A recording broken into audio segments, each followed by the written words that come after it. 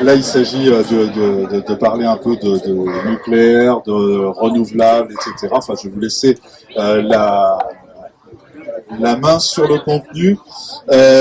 Julie, Guillaume, puisque on est un petit peu en retard, mais vous avez largement les 45 minutes allouées à chacune de ces séquences. Donc, certains, je reconnais leur visage, étaient déjà là sur la séquence d'avant, mais je répète pour eux, et je le dis pour les autres, la FEV, la Fédération des élus verts et écologistes, donc qui est le réseau de compétences et d'échanges entre les élus, organise des rencontres entre les élus et les militants, parce que c'est très important de s'alimenter sur le réseau militant. C'est aussi important de communiquer sur ce que les élus font, etc. Et donc, voilà, on a organisé ces temps de rencontre. On a expérimenté pas mal de choses depuis quelques années et on a atterri sur un format qui est celui-là, qui parfois est un peu frustrant, mais c'est voulu, c'est intentionnel. C'est un format 45 minutes. 45 minutes, on va dire une demi-heure de retour d'expérience ou de retour d'information de la part des élus, ou moins, et un quart d'heure plus d'échange avec les militants. Donc je ne vais pas en dire plus. S'il y a des élus dans l'Assemblée, j'en vois quelques-uns, n'oubliez pas votre cotisation à la FEV, c'est ça qui me fait vivre. Je laisse les intervenantes et intervenants se présenter et vous exposer le sujet. Donc bonjour à toutes et à tous, moi je suis Julie Laireux, je suis députée de Loire-Atlantique et j'étais députée en 2022, donc c'est le deuxième mandat, je vais bientôt être frappée par la loi sur le cumul des mandats dans le temps, au gré des dissolutions, blague à part, j'ai beaucoup travaillé sur le nucléaire, d'une part parce que je viens de Loire-Atlantique et que c'est un territoire où on a gagné, où il y a une lutte politique, citoyenne qui a été menée, pas juste sur l'aéroport de Notre-Dame-des-Landes, mais celles et ceux qui sont depuis longtemps ont vu aussi les campagnes massives et populaires gagner contre la centrale, notamment au Pédrin et au Carnet. On a vu aussi les reculs absolument aberrants sur le climat, sur l'énergie des 2 dernières années, en tout cas du deuxième quinquennat Macron, avec le nucléaire qui est brandi comme mirage absolu, et qui, quelque part, laisse penser à l'opinion publique qu'on pourrait ne rien changer, ne pas avoir de programmation pluriannuelle de l'énergie et continuer comme ça, puisque le nucléaire sauvera le monde. Donc on est là pour donner quelques éclairages, puisque par ailleurs, il est réel que, au-delà du discours ambiant de tout le lobby industriel sur le nucléaire, il y a aussi, avec notamment la BD de Jean-Marc Jancovici, une envie face au péril climatique qu'on ressent chacun et chacune de plus en plus, de croire en une solution magique qui est un mirage et qui n'existe pas. Mais c'est important aussi pour un mouvement politique comme le nôtre, qui est quand même né des mouvements antinucléaires, de pouvoir se rappeler les fondamentaux et pas... on n'est pas contre le nucléaire parce qu'on est dogmatiquement contre le nucléaire, mais simplement parce que on sait que ce n'est pas une solution pour sauver le climat et que en 40-50 ans, la filière du nucléaire toute puissance qui avait promis de résoudre des problèmes, notamment ceux liés aux déchets, n'ont rien résolu du tout. Au contraire, nous ont laissé un énorme sujet sur les bras et ont aggravé les choses là dans la période qui vient de se passer, en tout cas dans les 2 ans, de manière assez dramatique. Donc aussi une nécessité de voir avec vous comment on se remobilise sur cette question qui est absolument essentielle. Alors moi j'ai un territoire qui a perdu, puisqu'on a la centrale de l'EPR de Flamanville, enfin on a déjà pour l'instant Flamanville avant d'avoir cette centrale, cette nouvelle centrale de l'EPR qui n'a pas encore fait, vous avez certainement entendu qu'elle avait démarré, oui, juste je finis, mais elle n'a pas démarré cette centrale, même si on l'entend partout, parce que on dit qu'elle a démarré à partir du moment où on a chargé le combustible, mais en réalité c'est juste comme si vous avez fait le plein de la voiture, mais vous n'avez pas encore le contrôle technique, vous n'avez pas les papiers du véhicule, mais par contre vous avez mis du carburant dedans. Grosso modo, on en est là sur le PR de Flamanville. Donc moi, Guillaume Edouin, Je suis un jeune élu puisque je suis conseiller régional depuis 2021 et avant d'être un élu régional, j'ai surtout été un militant anti-nucléaire, voilà, et je pense que c'est aussi important de remettre dans la balance que avant d'être des élus, on a porté des convictions et quand on rentre en fait, quand on devient élu, tout de suite on change un petit peu de dimension. Donc c'est ça que je vais peut-être aborder sur cette première partie d'intervention, c'est-à-dire comment il y a une espèce d'écosystème qui se crée entre eux, et qui doit se créer, qui doit fonctionner entre les élus, entre les associations et entre les citoyens engagés contre le nucléaire. Donc, j'engage directement sur la première partie ou tu veux Non, c'est bon. Donc, je vais engager sur cette première partie. Donc, ma prise de fonction en 2021 m'a amené à être sur les CLI de la Manche. Donc, il y a 3 CLI dans la Manche en réalité. Il y a une CLI qui est sur Flamanville, les installations existantes, et aussi ce qu'on appelle commission locale d'information. Voilà, pour toutes les installations nucléaires de base, les INB comme on dit. Et donc, sur Flamanville, vous avez le réacteur 1 et 2 et vous avez FLA 3. FLA 3, c'est l'EPR qui est en construction. Vous avez une deuxième CLI, une deuxième commission locale d'information qui est sur le centre de retraitement d'Orano-la-Hague, voilà, qui est en fait en réalité aujourd'hui la plus grande concentration de matière nucléaire au monde. Vous avez l'équivalent de 100 réacteurs dans les piscines d'Orano-la-Hague et surtout, vous avez sur ce centre de retraitement vraiment toute la philosophie en fait du nucléaire, puisque qu'est-ce qu'on y fait? On dissout en fait des barres de combustible et ces barres de combustible qui sont dissoutes, on va les reconditionner soi-disant pour faire du MOX, un nouveau combustible, mais surtout en réalité, on va faire des rejets en pleine mer. On va dissoudre en fait notre merde. En réalité, ce qu'on fait avec le nucléaire et les déchets nucléaires sur le centre de retraitement d'Orano-la-Hague, on n'aurait absolument pas le droit de le faire avec les déchets ménagers.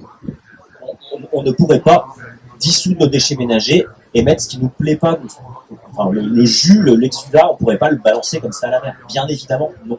Eh bien, c'est ce qui se fait avec le nucléaire et c'est autorisé. Voilà, c'est une filière qui est autorisée.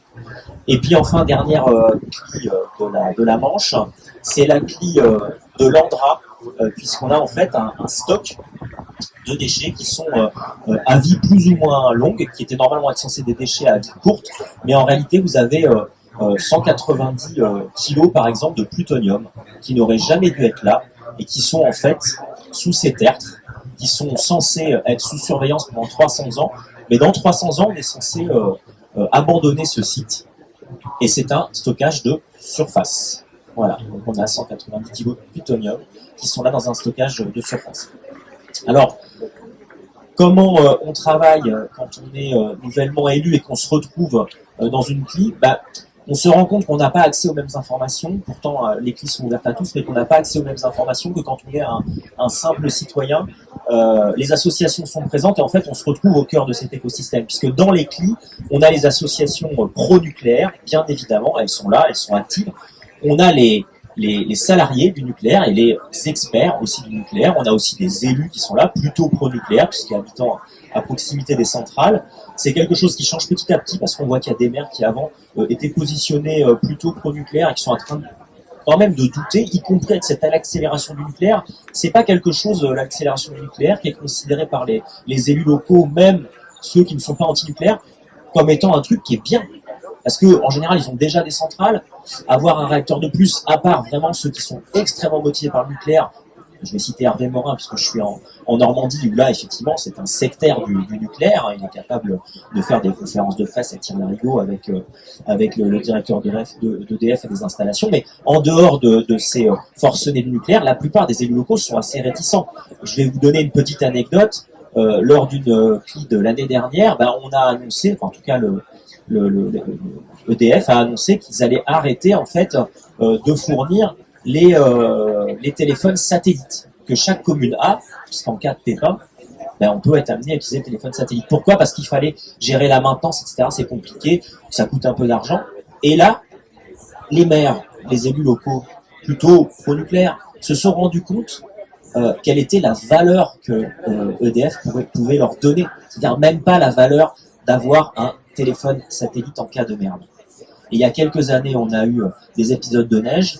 La commune et les communes environnantes de Flamanville ont été sous la neige. Il a fallu 3 jours pour débloquer l'accès à Flamanville, juste parce qu'il y avait de la neige dans le Cotentin. Donc vous imaginez si on était sur des problématiques plus importantes.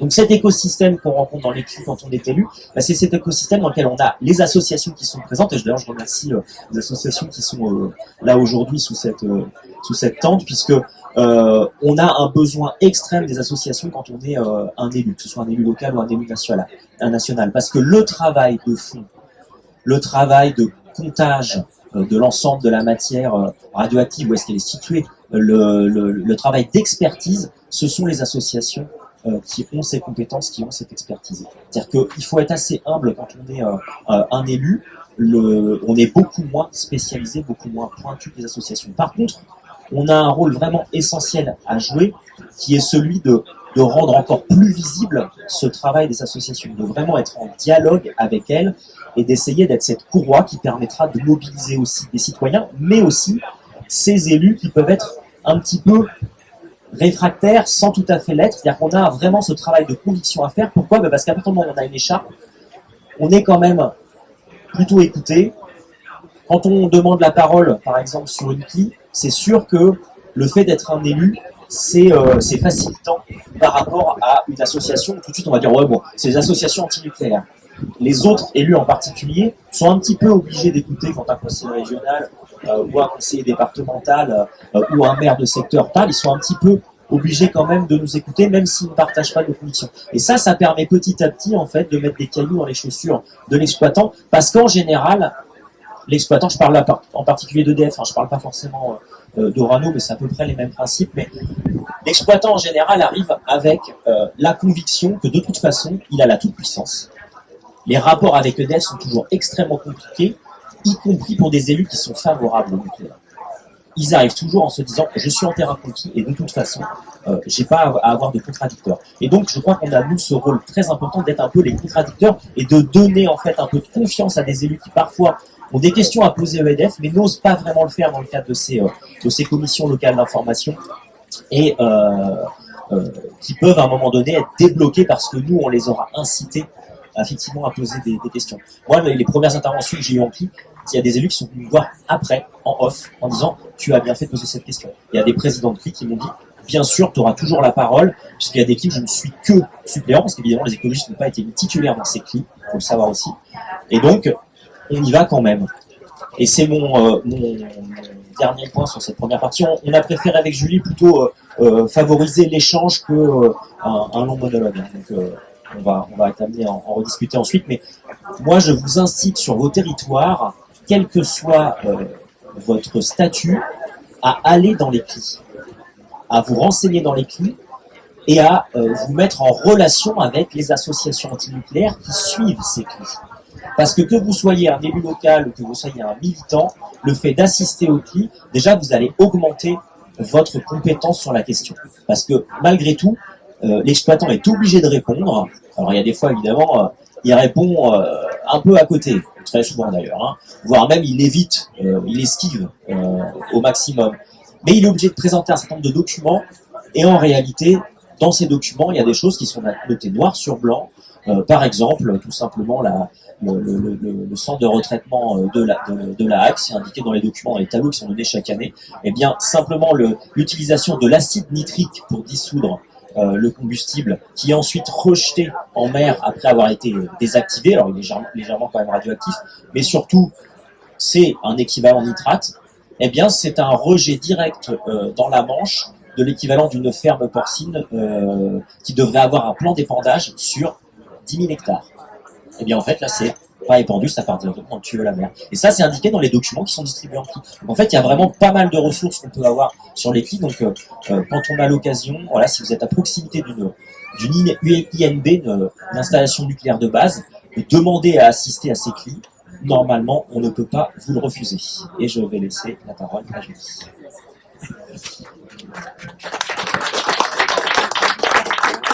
Commission locale d'information. Les clés, c'est uniquement pour le nucléaire, même si vous avez des choses équivalentes. Vous avez les clés, je crois, sur les... alors, les clés sur l'eau, et vous avez sur les CLIS, pardon, sur les... ah, putain, j'ai oublié, pardon. Le chimique, enfin, toutes les autres... Les Céveso, voilà, pardon. Voilà. Comme je suis dans la Manche, c'est vrai que je suis moins concerné par les Céveso. On en a quand même une, mais c'est une petite Céveso. Mais mes collègues de Seine-Maritime sont très concernés par les Céveso, évidemment. Et si vous croisez d'ailleurs les Céveso avec les zones sur lesquelles on a le nucléaire, ça peut être quand même très très explosif.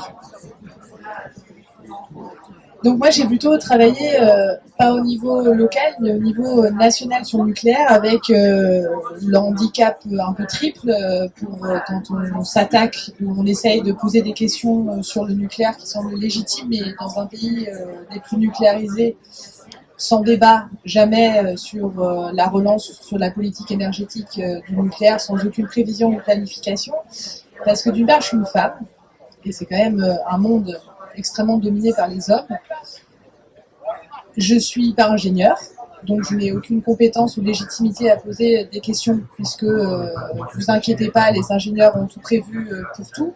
Puis troisième, non des moindres, je suis écologiste, donc dogmatique, et donc je ne sais pas entendre les arguments s'ils me sont donnés. Blague à part, il y a une vraie omerta et chape de plomb sur le nucléaire depuis toujours quelque part en France. Et donc les militants pour sortir le nucléaire, mais les élus qui vont dans les CLI, qui vont chercher, qui vont gratter les informations sont absolument essentiels. Une chose aussi qui est essentielle, c'est la question d'avoir accès à l'information. Et puis il y a eu des périodes où le nucléaire a pu entendre, où la filière du nucléaire a été un peu forcée devant des déconvenus à répétition d'essayer de s'ouvrir ou de faire semblant de s'ouvrir, donc d'où aussi la démocratie quelque part, c'est un grand mot pour ce qui existe sur les CLI, mais qui est aujourd'hui non seulement menacée, mais extrêmement mise à mal avec la dernière réforme du gouvernement, qui est celle sur la sûreté du nucléaire et sur la fusion ASN-IRSN, vous en avez peut-être entendu parler, qui est, en gros, l'ASN, c'est la police du nucléaire qui dit est-ce qu'une centrale peut continuer à fonctionner, est-ce que s'il y a un problème, est-ce qu'elle peut refonctionner, qui doit aussi être chargé de valider les designs des futurs EPR2 ou des SMR, et qui a un rôle de police, c'est-à-dire uniquement de décision, est-ce que oui ou non. Et puis il y avait l'IRSN qui existe toujours, mais qui aujourd'hui ne doit plus exister après la loi sur la sûreté du nucléaire qui est passée au forceps, qui est l'Institut de recherche sur la sûreté du nucléaire et qui fait, comme son nom l'indique, la recherche, et qui en réalité a fait aussi un peu la renommée sur la recherche nucléaire. C'est-à-dire que ce sont les experts et nos chercheurs français de l'IRSN qui ont anticipé, ou en tout cas ont vu ce qui se passait à Fukushima et qui ont servi par leur expertise à pouvoir prédire ou prévoir ou essayer d'anticiper et ont été en lien pour prévenir les crises. Il faut savoir qu'après Tchernobyl, en France, nous n'avions pas ces organismes et en France, on a quand même été un peu la risée du monde puisqu'on a été déjà très doté en termes de centrales nucléaires. Je pense que là, il y a une petite alerte qui fait qu'il va falloir se réchauffer les uns auprès des autres. Mais en tout cas sur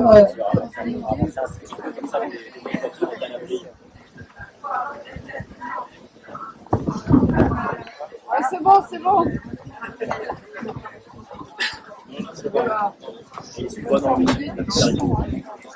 Donc quand l'accident de Tchernobyl survient, les pays européens autour de nous prennent des mesures de protection puisqu'ils voient le nuage de Tchernobyl et notamment sur les pluies, sur les bacs à sable, en tout cas des mesures de protection en disant il y a de la radioactivité qui va retomber sur notre sol et donc plutôt une réflexion, même si elle n'était pas extrêmement poussée, mais des mesures sur justement comment on protège les populations.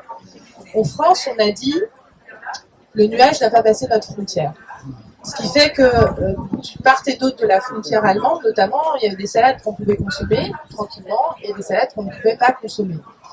Ça témoigne de l'irresponsabilité quelque part, puisque le message politique en France, toute tendance confondue, a toujours été il n'y a pas de danger au nucléaire. La technocratie nucléaire est là, ça va fonctionner, ça va le faire, ne vous inquiétez pas, vous pouvez dormir tranquille. l'IRSN a quand même permis de monter une expertise et qui travaille aussi sur des sujets comme la radioactivité naturelle liée au radon, par exemple, sur le territoire granitique. Enfin, il y a plein de sujets de recherche qui aujourd'hui vont complètement disparaître avec la fusion de l'ASN et de l'IRSN en un institut qui va devoir faire la recherche et prendre la décision. Je vous résume en très court les débats très nourris qu'on a eus.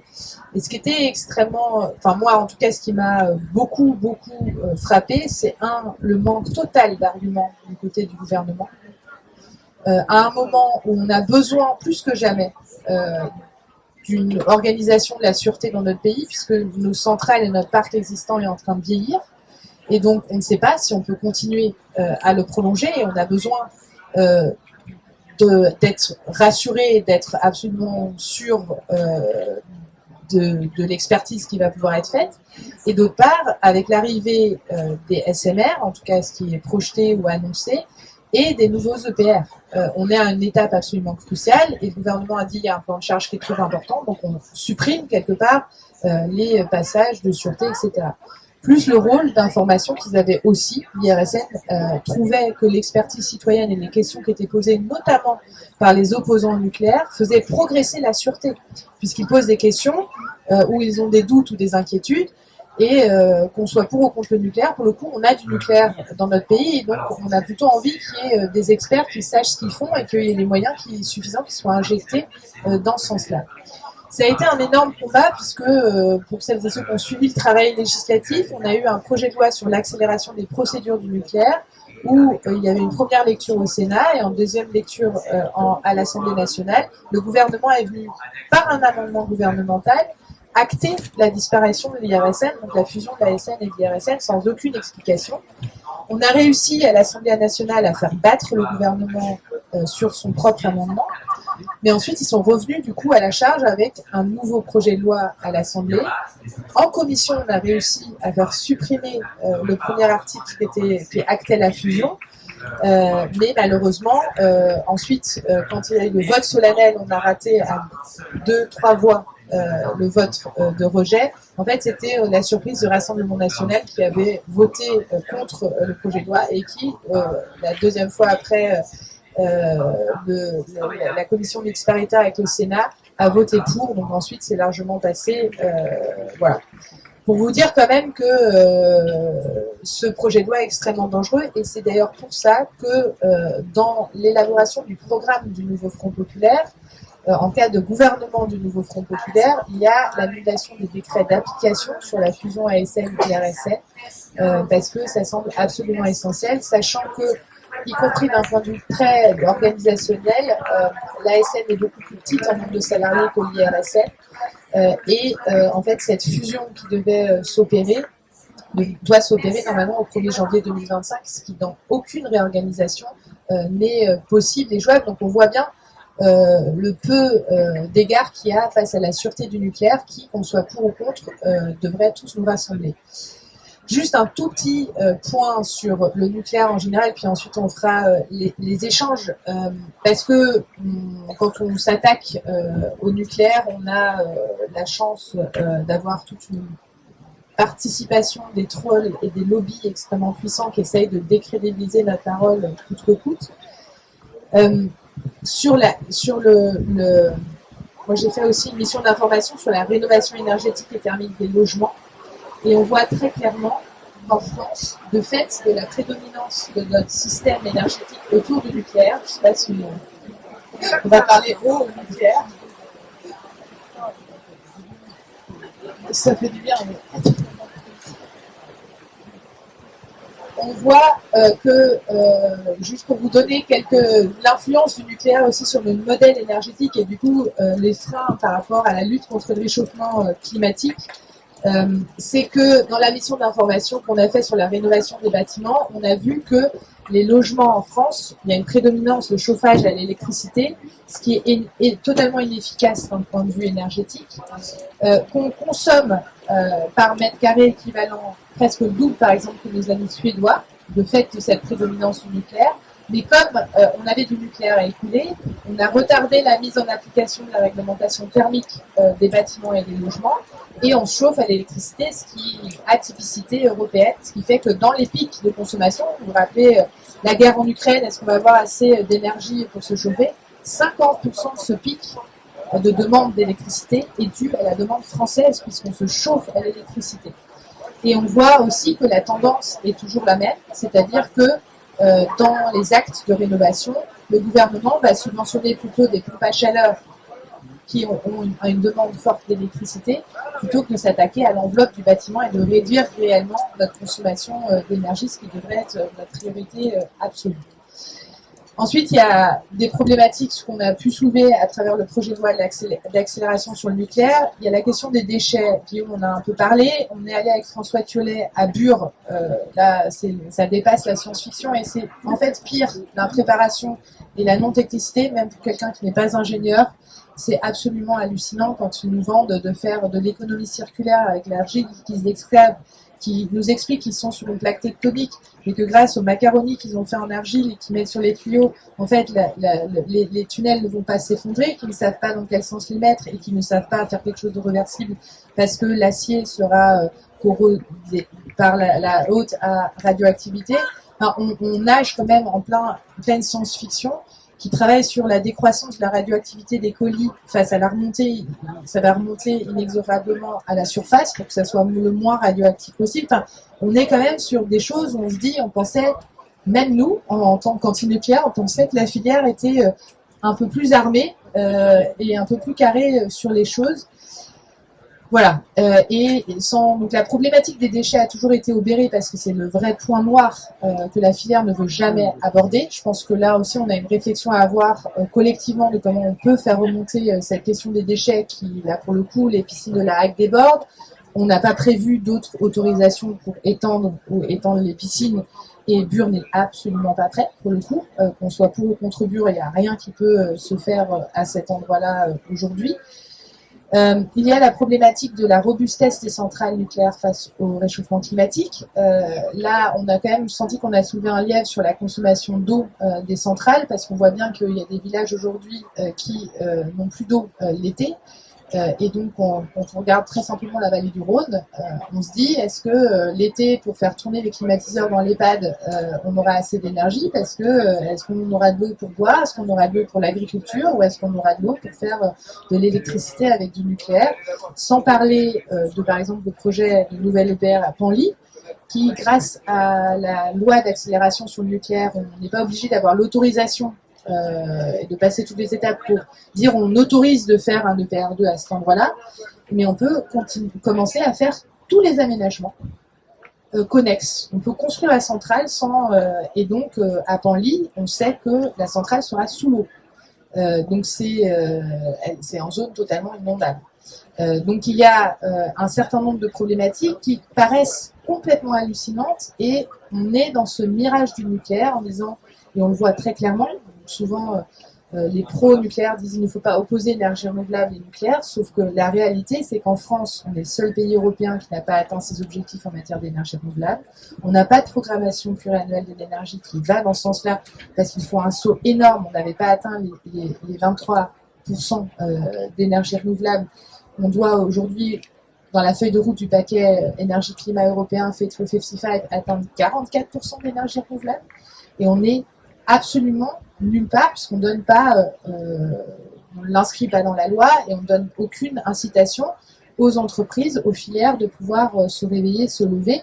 Et donc, on va être dans une impasse, puisque ce qui est quand même avoué du bout des lèvres, y compris à travers les groupes de travail qu'on a fait au ministère, c'est qu'on a un problème à l'horizon 2035 en matière de sécurité d'approvisionnement électrique en France. Pourquoi? Parce qu'on est en train, pour décarboner, électrifier, que ce soit dans les transports, dans le logement, etc.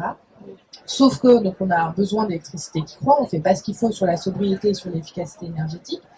Et en plus, en matière de production d'électricité, on n'a que le vieux parc de centrales, donc on ne sait pas si toutes pourront continuer. On a vu les problématiques de corrosion sous contrainte qui ont fait que la moitié du parc était à l'arrêt. Et si on ne fait rien sur la baisse de la consommation et si on ne fait rien sur l'augmentation des énergies renouvelables, on aura même pour les pro-nucléaires, on n'aura jamais de nouvelles centrales nucléaires en fonctionnement avant 2040. Et donc, entre 2030 et 2040, qu'est-ce qu'on fait? Et donc, on a un vrai sujet absolument global sur l'énergie et le fait que, à cause du nucléaire, on est dans une impréparation totale, que ce soit sur le climat, mais aussi sur la sécurité d'approvisionnement et donc sur nos factures en termes d'énergie.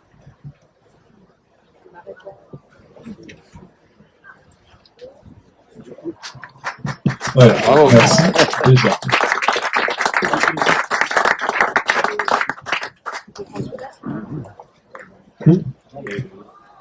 C'est un mauvais contact. C'est l'eau, ouais. Bon, sinon, on va parler fort pour pas te poser. Prends l'autre micro, prends le micro. Ouais. On s'est resserré. Prends l'autre micro. Hein? Non, mais il a un fil. Ah. Des questions? Vas-y. Alors, quand on parle de nucléaire, on nous oppose toujours, oui, mais les Allemands, regardez ce qu'ils ont fait, de sortir les centrales à charbon, etc. Ça, c'est la première réaction. Je vais essayer de rappeler qu'une réponse courte, facile, compréhensible pour ceux qui nous opposent ça. Et deuxième chose, vous parlez de la consommation d'eau. Ce qu'on nous dit, c'est que les EPR de troisième génération sont beaucoup moins consommateurs d'eau. Je suis également une femme non ingénieure. On va garder peut-être Écologiste. voilà, une troisième question s'il y en a une. Vas-y. Le rôle des régions par rapport à D'accord. l'atelier. Ok. Et encore. Sur le vote tu disais là sur la situation de la RSN. La fusion de l'IRSN. Et donc c'est la droite a voté comment? Pour. Comme un seul homme. Il y avait des questions un peu. Quelques personnes qui ont voté contre, ça n'a pas. Il n'a pas voté, ouais. Non, il y a eu quelques personnes qui, ceux qui sérieusement ont regardé le sujet, n'ont pas voté. Et il y avait notamment dans les Renaissances, mais là elles ont toutes été battues, le petit groupe de députés femmes de Barbara Pompili en commun qui avait voté contre, et notamment Mireille Clapeau qui n'a pas été réélue, mais qui a fait un travail assez phénoménal parce qu'elle est venue en commission développement durable et aménagement du territoire pour défendre des amendements contre ceux du gouvernement. Elle n'a pas eu le droit de switcher, normalement on switch, donc elle n'avait pas le droit de vote. Elle a fait toutes les nuits avec nous, elle est restée jusqu'au bout, donc il y avait un courage contre son propre groupe politique. Donc il y a eu quand même certaines personnes, et y compris Schellenberger, qui est un député des Républicains, député de Fessenheim, lui n'a pas voté non plus. Parce que, en fait, ce qu'on a essayé de dire, y compris avec Sébastien Jumel, qui a aussi été battu, qui est communiste, qui est très pro-nucléaire, en fait, quand on est pour le nucléaire, on ne peut pas dézinguer en fait la sûreté. Parce que le RN ne comprend rien et ne fait rien. Mais en fait, par contre, c'est d'autant plus effrayant, c'est-à-dire que sans aucun contre-pouvoir, sans de recherche indépendante qui publiait en amont, ce qu'ils ont enlevé dans la loi, qui publiait en amont. En fait, quand il y avait une centrale, il y avait un problème, ou la visite décennale de la centrale pour pouvoir la prolonger. En fait, l'IRSN, qu'est-ce qu'il faisait? Il faisait un dialogue itératif avec l'exploitant, mais surtout, il publiait en amont le produit de ses recherches, ce qui donnait de la transparence et qui pouvait donner. Et ensuite, la SN s'appuyait sur cette recherche qui était du coup indépendante. Aujourd'hui, ils n'ont plus du tout l'obligation de publier. Donc parce qu'en fait, c'est ça qu'ils voulaient faire sauter. Ça les gênait parce qu'ils disaient que du coup, la SN était obligée de ne pas autoriser. Et du coup, on va avoir une recherche orientée parce que le gouvernement va dire non, on ne ferme pas de centrale. Donc vous faites en sorte de dégager le truc et de faire en sorte que ça marche. Et c'est pas grave si et le manque de transparence sur la recherche est absolument hallucinant. Sur l'Allemagne, en fait, ce qui est dit est faux, c'est-à-dire que au contraire, l'Allemagne a une planification énergétique qui est très claire, qui est sur trois leviers: la montée en puissance des énergies renouvelables, la fermeture progressive des centrales à charbon et à gaz, et la fermeture des centrales nucléaires. Donc en fait, il y a une planification qui fait en sorte, là ils ont planifié un 100% énergie renouvelable. Donc, on n'est pas du tout, et oui, ils s'amusent à dire ça parce que oui, vu leur mix énergétique, ils n'ont pas pu tout fermer en même temps. Par contre, ils ont ils font beaucoup mieux en termes de réduction des émissions de gaz à effet de serre aujourd'hui avec une vraie planification qui est globale. Et sur les régions, effectivement, tu en parleras mieux que moi, mais pour parler de ma région des Pays de la Loire, pour montrer comment le nucléaire est encore un mirage pour ne rien faire contre les énergies fossiles, par exemple, sur la centrale à charbon de Cordemais, qui est avec Saint-Avold, qui voulait être fermée, qui est rouvert, une des dernières centrales à charbon, en fait, mieux que de essayer de convertir ou de faire quelque chose de stockage d'énergie avec le parc éolien offshore, etc., et ben on dit non, on fait rien sur Cordemais. On fait miroiter des solutions, mais on continue en vrai avec le charbon, parce qu'on va le remplacer par un SMR. Et ça, c'est quelque chose qui est un mensonge de la présidente de région, qui avait été désignée par Rotaillot, qui est maintenant avec Édouard Philippe, mais aussi d'EDF, qui, au national, nous dit, alors la Loire-Atlantique, c'est à peu près le dernier territoire où on essaierait d'implanter un SMR compte tenu de toutes les victoires qui ont été gagnées, mais ils le mettent dans le contrat plan État-région. Parce que, pour dire, et EDF est tout content, ils n'ont rien besoin de faire sur la centrale de Cordemais, parce qu'on va décarboner avec un SMR. Pour préciser, donc les régions, normalement, sur le nucléaire, n'ont pas leur mot à dire, mais en fait, ce sont des énormes autorités facilitatrices, parce qu'en fait, on voit bien que le président de région, quand il se bat, comme c'est le cas d'Hervé Morin, pour avoir des EPR, il y a une espèce de course à l'échalote pour savoir quelle région va en avoir le plus sur ce genre d'élus. Donc, évidemment, politiquement, ça joue énormément. Ensuite, là où on voit qu'il y a un rôle très important, si on revient un petit peu sur les énergies renouvelables. Alors, c'est vrai que nous, on était plutôt sur un atelier quand même nucléaire. Les ENR, on l'avait pas mis vraiment dans l'atelier, mais après, la traduction s'est retrouvée avec l'énergie en région. C'est vrai que c'était pas forcément le sujet qu'on avait prévu de présenter. Néanmoins, il y a un truc qui me semble extrêmement important, c'est qu'aujourd'hui, sur des régions qui sont très réticentes vis-à-vis des ENR, comme c'est le cas de la région Normandie, puisqu'on est à la fois très nucléarisé et en même temps les ENR aujourd'hui sont quasiment que de la méthanisation. En fait, on a un programme de méthanisation sur lequel finalement on fait de l'aide agricole avec des budgets qui normalement devraient être affectés à l'environnement, à l'énergie. Voilà, hop, on va mettre ça dans des méthaniseurs. Et pour le reste, en fait, on va dire, hop, l'éolien, ils n'ont pas besoin de nous, c'est une filière qui est mûre économiquement. Ce qui est vrai. Mais en fait, ce que l'éolien a besoin aujourd'hui, c'est de la planification. C'est-à-dire qu'en fait, aujourd'hui, aucun projet d'éolien n'est réellement accompagné par les collectivités, n'est réellement accompagné par l'État. C'est-à-dire qu'en fait, on laisse simplement des prospecteurs essayer de faire leur planification éolienne à eux, qui consiste tout simplement à trouver les terrains les plus simples à exploiter. Quand on est en fait un développeur, qu'est-ce qu'on fait? On fait du développement. Et on les laisse finalement aller directement mourir au champ d'honneur en allant écraser leur projet face à la population qui aujourd'hui est très remontée contre les projets d'éolien parce qu'en fait c'est très opaque et ça c'est une réalité. Et donc je crois que le rôle aujourd'hui des régions, en particulier quand nous on est dans l'opposition, ça ne nous empêche pas d'avancer nos pions, mais je crois que le rôle d'une région c'est justement de donner tous les accompagnements nécessaires, non pas forcément en aidant aujourd'hui effectivement une filière qui est économiquement mûre, mais plutôt en aidant dans les institutions et en planifiant, donc en aidant par exemple les Comcom, en aidant les communes, puisque vous savez que maintenant ce sont les communes qui doivent décider en plus, qui n'ont absolument aucun moyen d'ingénierie pour choisir en réalité, et c'est pas du tout le niveau adapté. Donc en fait, on a crucifié l'éolien avec cette réglementation. Aucune commune évidemment, dans le doute, va dire bah oui, nous on en veut. Toutes les communes ont dit on verra chez les voisins. Donc en fait, on a perdu tout le sens de la planification en passant la décision au niveau communal, alors qu'effectivement, il y avait probablement un sens à passer sur par exemple, l'énergie est en général traitée au niveau départemental. Il y a des syndicats d'énergie qui sont même actifs sur les énergies renouvelables aujourd'hui ou sur les économies d'énergie. Donc il y avait une vraie opportunité de faire quelque chose qui était de l'ordre de la planification dans lequel effectivement les collectivités à leur niveau respectif pouvaient s'investir et faire cette planification, mais pour l'instant on est encore sur une fin un peu de non-recevoir où on laisse les communes et les régions en fait qu'est-ce qu'elles vont faire? Elles vont faire des politiques de subvention par exemple sur les programmes solaires. Je prends l'exemple de la région Normandie, sur le solaire par exemple, vous n'avez une aide que si vous faites de l'autoconsommation, y compris pour des projets industriels. Quand vous faites, vous avez un grand bâtiment agricole, vous avez un grand bâtiment de stockage par exemple, vous avez une ombrière sur un parking, comment vous faites l'autoconsommation? Vous allez faire tourner des trucs en dessous de votre parking juste pour consommer? Bien sûr que non. Donc en fait, ça n'a pas de sens. On a des politiques qui sont totalement contre-productives parce qu'en fait, elles sont là pour dire, si regardez, on a une politique de subvention, on va aider.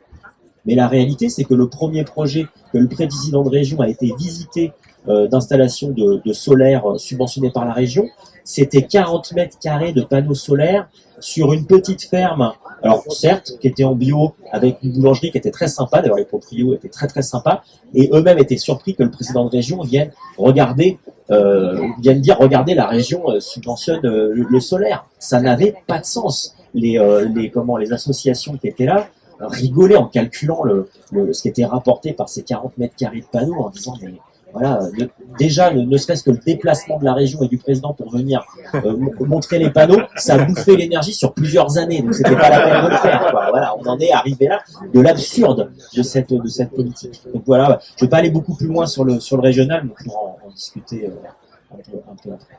Sur l'eau et la troisième génération des EPR. Ah oui, la troisième génération. Oui. En réalité, aujourd'hui, sur la troisième génération des EPR, par exemple, ils ont évité de les positionner sur des fleuves comme la Loire. Donc clairement, ils savent très bien que ça ne marchera pas. Donc on voit bien que c'est quand même pour l'instant une assez grosse alerte. Néanmoins, du coup, ça se retrouve en bord de mer, pour la plupart. Il y a un peu le Rhône, mais c'est surtout bord de mer. Et donc, ça veut dire que là, il y a la sensibilité à l'élévation du niveau des mers, mais pas seulement, parce que par exemple, Penly, effectivement, est dans la zone, alors pas directement inondable, Penly c'est assez haut, mais par contre, c'est une falaise qui est en cours d'érosion, et aujourd'hui, dont l'érosion s'accélère avec le réchauffement. C'est-à-dire qu'en fait, c'est un espèce d'effet induit, c'est que aujourd'hui, si vous regardez les cartes, les installations existantes, elles ressortent en fait de la falaise, et elles vont ressortir de plus en plus, c'est-à-dire qu'elles vont être de plus en plus sensibles à l'érosion de la falaise, et même si le niveau de la mer ne monte pas jusqu'aux installations, mais en fait, la centrale va quand même être déstabilisée, y compris par des phénomènes de rentrée d'eau de mer à l'intérieur des roches, qui vont finir par affaiblir les roches. Donc qu'est-ce qu'ils font? Ils mettent du béton, ils mettent du béton, ils mettent du béton, ils mettent du béton, et on finira par avoir une espèce de protubérance de béton avec la falaise qui aura reculé de plusieurs dizaines de mètres de part et d'autre. Et aujourd'hui, le durcissement dû aux installations nucléaires dans les falaises, c'est aussi un problème, puisqu'on modifie aussi tout ce qui se passe au niveau des circulations marines tout autour. Je crois qu'il y a quelque chose. Question là-bas. Juste sur l'eau, en fait, il y a en circuit fermé et en circuit ouvert. Donc, ça consomme moins d'eau dans un cas ou dans un autre. Mais en fait, c'est aussi des produits chimiques pour faire le refroidissement. En fait, le refroidissement, c'est pas juste on refroidit l'eau, mais en fait, c'est ces produits chimiques-là qui se retrouvent aussi dans notre eau. La question de l'eau est un vrai sujet. Et donc, c'est pour ça qu'ils ont dit, en général, ils disent, il y a un problème qu'on soulève, ils disent, il y a une solution magique. Voilà, ça ne consommera plus d'eau. Ah bon, comment on va les refroidir? On ne sait pas. Si on écoute Jean Covici, on va utiliser les eaux usées pour refroidir nos centrales nucléaires. Mais le RN avait heureusement posé un amendement pour récupérer les eaux de pluie pour refroidir les centrales nucléaires. Voilà où on en est. Non, c'est véridique. Oui, on a Le sanitaire des on a quelques questions là au fond, oui, derrière. J'étais pas là au tout début de l'intervention, alors peut-être que vous avez déjà abordé la question. Je m'inquiète de la vulnérabilité de notre système énergétique nucléaire à l'approvisionnement en uranium. Contrairement à ce qu'on nous dit, il n'y a pas d'uranium en France et on est entièrement dépendant des pays étrangers qui sont parfois sous le contrôle de gouvernements pas très sympathiques. Voilà, alors, qu'est-ce qu'on fait? On va prendre 3 questions. Donc derrière, il y a une autre question. Et puis après. Là, c'était la même, donc plutôt après. D'accord. Bonjour, moi j'ai une question par rapport. Moi j'habite à côté de Gravelines, à Calais, où je suis élu, et le discours pour justifier Gravelines, c'est vous allez voir, ça va être super, 8000 emplois, et évidemment, on a. En tant qu'élu, qu'est-ce que je peux répondre à un argumentaire, dire mais vous êtes contre l'emploi, enfin on a une quel narratif ou quelle argumentation on peut mettre en face d'un discours aussi énorme, quoi. Enfin, et basique, malheureusement. Troisième question, on fera les réponses et après on reprendra d'autres.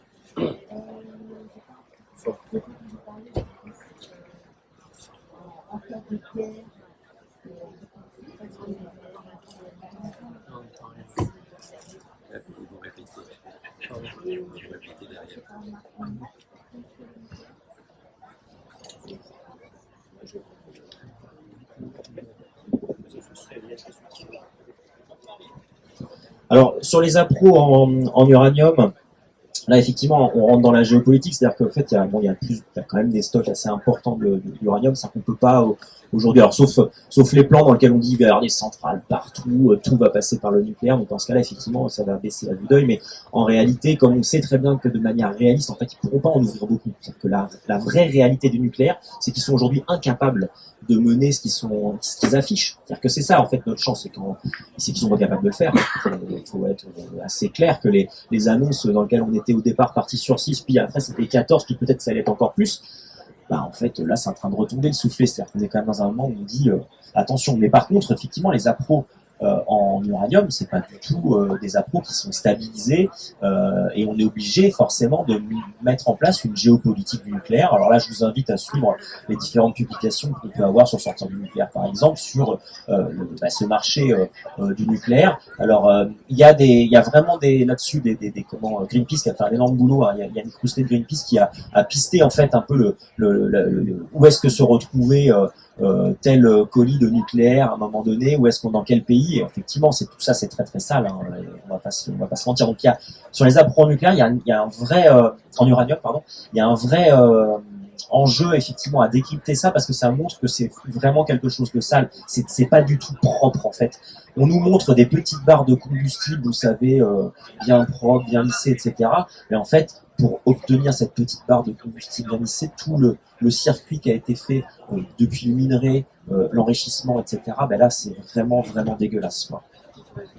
Sur la pro, Daniel Salmon, qui est sénateur, il y a eu une commission d'enquête qui ne devait pas concerner, mais qui, quand il s'agit de l'énergie, finit toujours par concerner uniquement le nucléaire, mais qui était néanmoins intéressante dans la mesure où même les pro-nucléaires, les sénateurs sont quand même plus conservateurs, plus pro-nucléaires encore qu'à l'Assemblée nationale, mais ils se sont rendus compte qu'en termes d'approvisionnement du nucléaire, avec la Chine qui a annoncé 11 nouveaux EPR, etc., qu'il allait y avoir un marché extrêmement sous tension à l'horizon 2070. Alors 2070, ça peut paraître loin, mais quand on sait que les nouvelles centrales qui ont normalement vocation pour les nouveaux designs à fonctionner sur au moins 60 ans, qu'elles vont ouvrir 2040-2050, en fait, on voit que qu'est-ce qu'on va faire si on est sur un marché en tension, si on a construit à renfort de milliards des EPR2 et qu'en fait, on n'a que 15 ans de combustible à mettre dedans. Donc, en fait, le combustible et l'approvisionnement en uranium n'étaient pas un argument jusqu'à présent, parce que tout le monde disait... Après, il y a Jean Covici qui dit on a un uranium de type tel, et en fait, on doit chercher avec un uranium d'autre type, et donc ça, il y en a à foison, etc. En tout cas, la question de l'approvisionnement est une vraie question, on le sait. Et ensuite, il y a toute la question, moi j'ai posé plusieurs questions dans le cadre des projets de loi, mais aussi en question d'actualité au gouvernement, sur les liens avec Rosatom, qui est le géant russe, et avec lequel on continue tranquillement à s'approvisionner, à faire retraiter notre uranium, en passant par l'Azerbaïdjan, et donc on fait fonctionner à plein.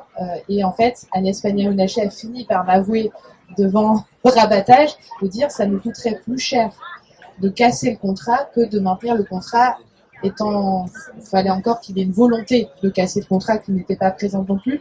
Mais la question de l'approvisionnement et donc la question des tensions géopolitiques, pour répondre à cette question, je mettrai aussi sur l'emploi.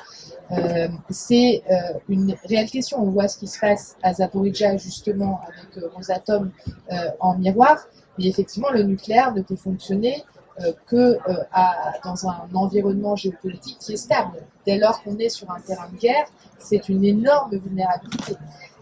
Et on ne peut pas bunkériser totalement et rendre complètement sûr, pour le coup, de ce point de vue-là, d'agression extérieure, les centrales nucléaires. C'est des actions de Greenpeace qui avaient été menées pour montrer qu'on pouvait survoler, par exemple, une centrale, visait aussi à démontrer cela, de dire, en fait, si moi, avec mon petit ULM, j'arrive à passer au-dessus, bah, ça veut dire que n'importe qui peut passer au-dessus. Je pense qu'avec les drones, les techniques de guerre qui existent aujourd'hui, donc oui, on a une vulnérabilité énorme, et que dans un monde mouvant, on n'espère absolument pas que la guerre revienne, mais l'invasion en Ukraine fait qu'on a quand même la guerre qui est plus proche que de la Yougoslavie. C'est encore, mais là, on n'était pas sur une agression extérieure. Donc oui, c'est une vraie question qu'il faudrait légitimement se poser. Mais là, la réponse est que de toute manière, s'il y a un terrain de guerre sur notre territoire avec toutes les centrales nucléaires, on est en énorme vulnérabilité partout.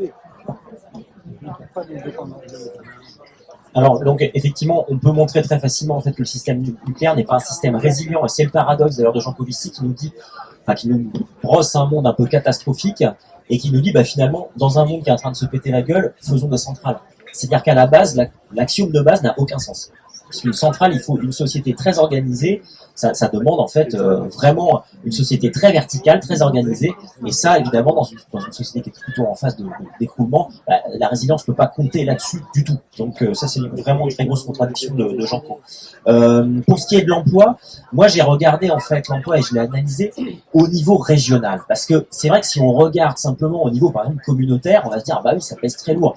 Mais en réalité, ça pèse en général pas plus lourd que l'industrie agroalimentaire du secteur. C'est-à-dire que si on compare à d'autres secteurs, bien sûr, il y a les chantiers. Et ça, le chantier, c'est une phase qui est vendue comme étant l'idéal. La plupart des élus locaux qui ont vécu ces grands chantiers ont galéré. Ils ont galéré en circulation, ils ont galéré pour héberger en fait tous ces travailleurs. Ils ont évidemment plus de contenu disponible, donc la vocation touristique des territoires disparaît pendant la construction des EPR. Ça, c'est très clair. Là, si vous demandez aux élus de la côte ouest du Cotentin, c'est quand est-ce qu'on pourra à nouveau remettre en place une politique touristique, parce que tant que tout est occupé au niveau logement par le chantier, parce qu'il faut loger les gens dans les chantiers, en fait, vous abandonnez toute autre vocation. Vous n'allez pas faire venir du monde sur votre territoire alors qu'il n'y a pas de place. Donc en fait, il faut vraiment voir que ça stérilise pendant la durée du chantier tout un autre schéma de développement pour les territoires. Et ça peut vraiment avoir un poids sur certains élus. Et puis, ce grand chantier, c'est temporaire, parce qu'une fois que la centrale va être en fonctionnement, en dehors des grands carénages qui sont quand même réguliers, mais qui arrivent tous les 15 ans, 20 ans, en dehors des grands carénages, en réalité, vous n'avez pas ce nombre de salariés comme on peut l'entendre sur la propagande nucléaire. Donc, je crois que pour la Normandie, j'avais calculé, je te le dis de mémoire, mais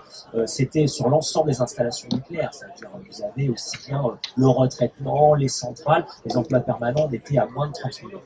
Ça peut paraître gigantesque, mais 30 000 emplois sur l'ensemble de la région Normandie, mais c'est en fait rien du tout. Il se présente comme étant le très grand pourvoyeur d'emplois, et ça, c'est quand on regarde à la loupe d'une commune, voire même effectivement d'une communauté de communes. Mais dès qu'on va un petit peu plus loin, on se rend compte qu'en fait, on peut accueillir tout à fait autre chose que le nucléaire, et on aura aussi d'autres emplois, mais c'est d'autres schémas de développement. Il faut vraiment réfléchir à ce schéma de développement. Non, mais là, il y a une vraie analyse assez fine, mais on ne peut le faire que territoire par territoire. Parce qu'il faut regarder quels sont effectivement les bassins d'emploi et les secteurs d'emploi qui étaient soit préexistants, soit qui sont en cours de développement, soit effectivement les plans de développement que les collectivités en général ont fait, sur lesquels ils ont forcément dit qu'ils allaient se développer tout azimut sur le tourisme, sur l'agroalimentaire, sur ceci, sur cela, et dire, voilà, est-ce que finalement là-dedans, le nucléaire ne nous empêche pas de faire d'autres choses? Et ça peut être un argument pour des élus un peu plus réticents d'approche. D'autres questions? J'en ai une là, j'en ai une là, j'en ai une là. On va commencer tiens au fond. Et après, je prends là-bas ici. Vas-y. Fort. Moi, j'ai des questions sur l'uranium de retraitement. Donc, il y a des projets soutenus par les industriels et par le CEA pour essayer de faire des réacteurs, small réacteurs, technologie étendue qui pourraient avoir comme consommable l'uranium de retraitement. Et donc, on sait que ça, c'est pas facile, c'est en recherche, mais il y a quand même des industriels qui continuent dessus. Et ces projets continuent alors que New World, le truc entre EDF et Framatome, est tombé à l'eau. Donc, il y a quand même une attention là-dessus. Et moi, je me demandais, moi, ce que je me demande, c'est de dire, bon, est-ce que, ok, si vous n'êtes pas contre cette recherche-là, ce développement-là, qu'est-ce que vous faites des 34 000 tonnes qui sont stockés d'uranium de retraitement déjà sur notre sol, des 1000 tonnes qu'on produit chaque année, et que la Russie ne va pas forcément être la solution. Donc, et là, on a un déchet qui pourrait être probablement bien utilisé, parce que moi j'appelle ça des déchets, je suis désolée, voilà. Même si ce n'est pas comptabilisé dans les déchets. Voilà. Donc, voilà, je voulais savoir ce que vous en pensez, la critique que vous avez là-dessus, les informations que vous avez là-dessus, parce que moi j'ai ces questions. Tu vois? Lève-toi pour qu'on entende bien. Tout à l'heure, quand on a cité les différents lieux nucléaires là dans la Manche, j'ai surpris que tu ne cites pas Cherbourg avec les sous-marins nucléaires. Donc, parce que pour moi, le nucléaire civil et militaire sont bien liés et cet oubli me pose question. On n'a pas accès en fait, c'est-à-dire qu'on rentre en fait, les clients ne peuvent même pas en discuter. En fait, c'est complètement sous cloche, c'est-à-dire que nous on n'a aucun. On va prendre une dernière question et on fera la Oui, mais réponse. je veux dire que l'armement nucléaire, malheureusement, j'ai l'impression que souvent chez les écologistes, on oublie. J'ai été scandalisé à l'atelier défense hier qu'il y avait un intervenant de l'Institut Delors qui était pro-nucléaire, à armement nucléaire, et qui attaquait les pacifistes, et personne n'a réagi. Et donc là, l'armement nucléaire, voilà, à Tours, l'année dernière, ici, il y a eu une commémoration d'Hiroshima et Nagasaki, 6-9 août, et le maire de Tours s'est joint à toute la liste des communes qui est pour signer le traité d'interdiction de l'armement nucléaire. Donc là, il y a un lien à ne pas oublier entre l'armement nucléaire et civil et militaire. Il y a 2-3 choses à développer sur le sujet. C'était toi qui avais toi. Alors, juste une question aussi sur la question démocratique, parce que la Commission nationale des débats publics en particulier a eu de nombreuses attaques ces derniers temps, notamment dans le cadre du nucléaire, parce que pour la première fois, on avait organisé un débat sur le programme nucléaire à échelle nationale. Et en fait, la décision a été prise avant la fin du débat. Qu'est-ce que ça dit de la démocratie aujourd'hui aussi autour de ces questions? 3 questions, 3 développements, c'est juste qu'une réponse en micro. Oui, non, mais bien évidemment, c'est vrai qu'en plus, quand on a débuté les militants antinucléaires, il y a toujours ni civil ni militaire, bien évidemment. Mais c'est vrai qu'aujourd'hui, on voit bien que c'est un lien qui est en train de se distendre, en particulier sur les jeunes générations militantes, parce que moi j'ai commencé à militer au moment où il y avait encore des essais nucléaires de Chirac, voilà. Et donc effectivement, la bombe, c'était encore un truc qui était présent dans nos esprits quand on était jeunes. Ça existait. Et puis effectivement, le programme aujourd'hui de bombe française, c'est un truc qui a quasiment disparu des esprits, puisqu'on fait plus d'essais. Ils sont numériques, ces essais-là, donc forcément ça fait beaucoup moins de bruit. Et mais même si effectivement il y a toute une filière pour en permanence en fait réalimenter ces bombes. Et c'est vrai qu'on y travaille probablement pas assez, enfin en tout cas on est pris par des urgences parce qu'on a un peu perdu du terrain sur tous les flancs, et donc c'est vrai qu'on a tendance à attaquer là où on peut, et comme on n'est jamais informé, alors je pense que les parlementaires peuvent l'être peut-être un petit peu plus que nous, simples élus régionaux. Nous, notre capacité d'accès, c'est vraiment sur ces clés, et dès qu'on rentre en fait dans le nucléaire militaire, on a vraiment une chape de plomb. Je sais pas si tu veux rajouter.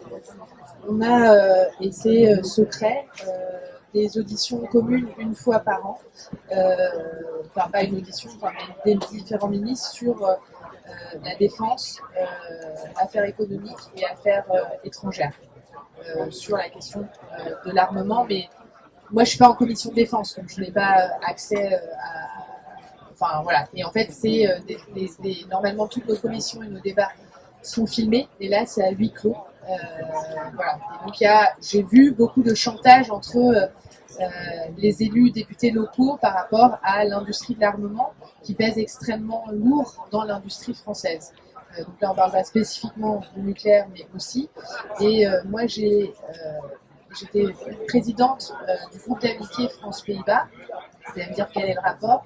Mais en fait, je suis allée avec Macron aux Pays-Bas à une visite d'État, avant que l'extrême droite passe aux Pays-Bas. Et en fait, il y allait avec tous les ministres, mais aussi, je me suis retrouvée à côté de personnes de la DCNS, etc. Donc, où ils engageaient, puisqu'ils ont engagé une coalition pour le nucléaire, y compris avec des pays qui n'étaient pas nucléarisés contre l'Allemagne,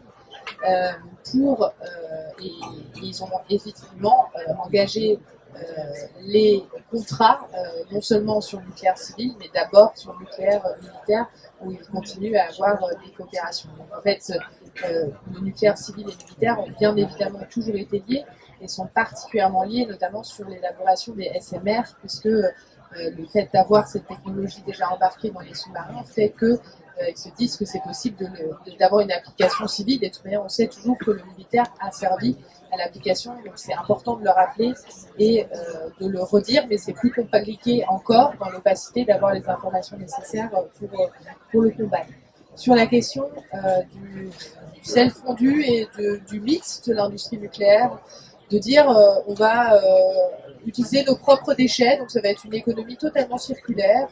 Il y a quand même un peu ce mythe-là de dire on aura moins besoin de combustible parce que on va utiliser du voilà. En fait, il y a eu plusieurs milliards d'euros de recherche qui ont déjà été investis, notamment sur le sel fondu qui n'a pas Sel, plus loin fondu. Oui. Qui n'ont pas. Voilà, après, on n'est pas ingénieur, mais on se forme au fur et à mesure. Alors, par contre, je suis pas capable de vous expliquer. Le fluide caloporteur, c'est du sel fondu. Le fluide caloporteur.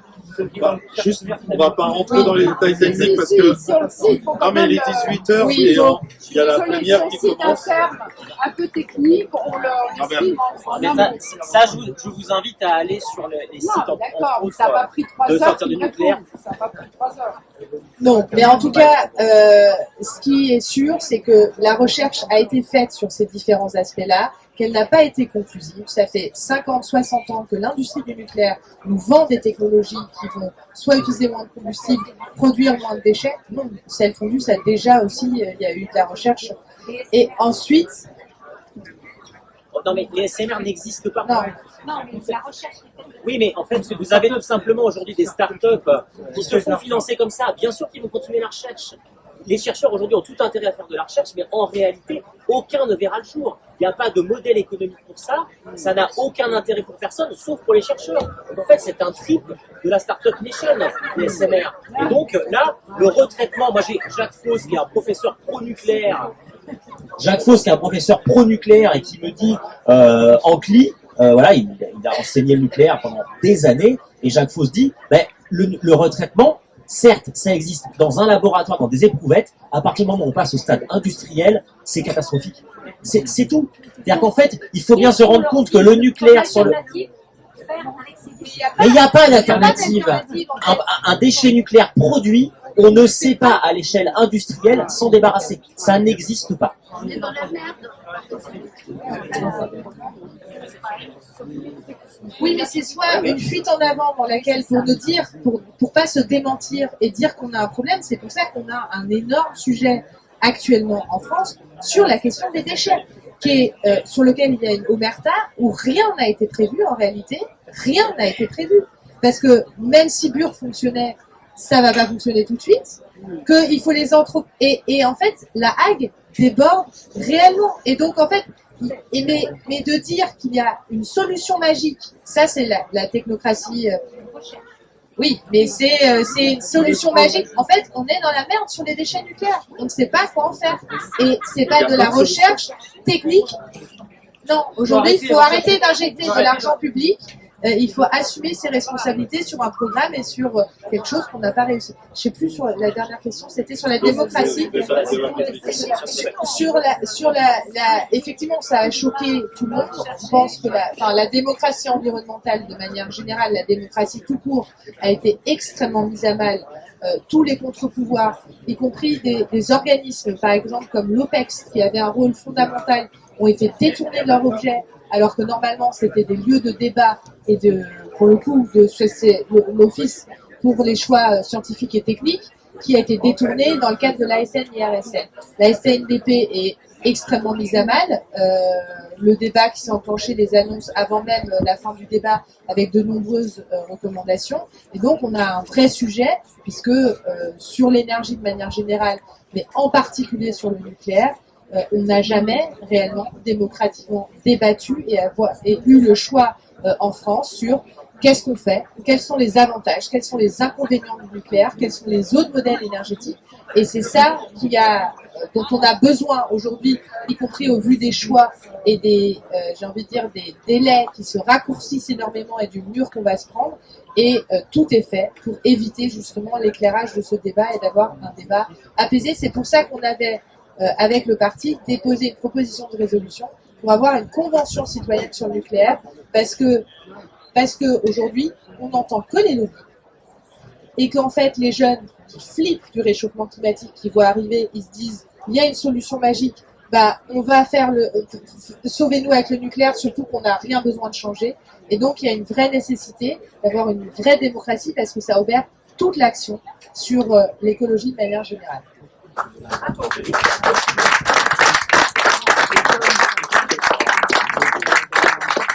Juste très court, je vous conseille un film qui s'appelle Into Eternity, qui est en fait un film qui n'est pas du tout, pour moi je le classe anti-nucléaire, mais en réalité lui on reprend simplement les interrogations du gouvernement finlandais, parce que là-bas ils ont choisi de mettre ça en profondeur dans de la roche dure. Bon, grosso modo c'est dur, mais dans de la roche dure, on va dire.